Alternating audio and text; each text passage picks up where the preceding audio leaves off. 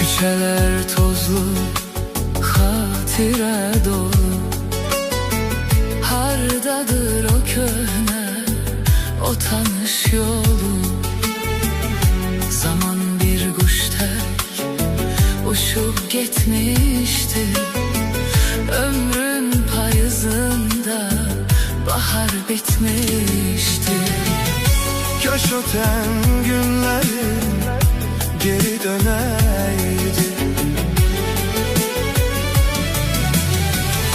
İçimde yanan bu ateş söneydi. Uşaqlıq illərim, şirin sözlərim, o uzaq yollarda qaldı gözlərim.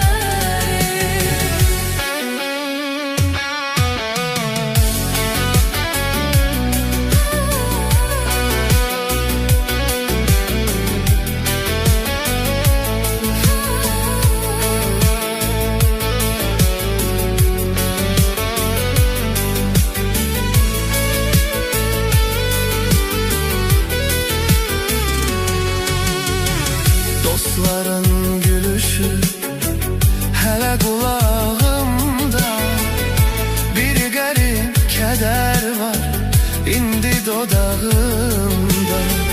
Ah qara şəkillər saralıb qalıb.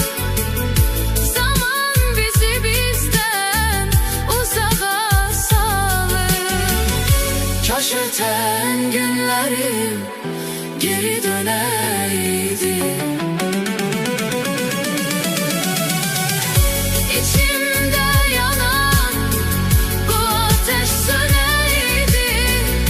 Uşaqlıq illərim, şirin sözlərim, o uzaq yollarda qaldı gözlərim. Hər keçən saniyə, hər keçən an məni o illərə aparır hər yan.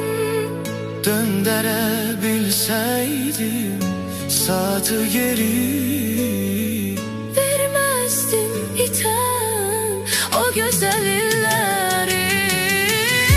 Geri dönməz artıq ötən o günlər. Qəlbimdə yaşayacaq o şirin səsinlə.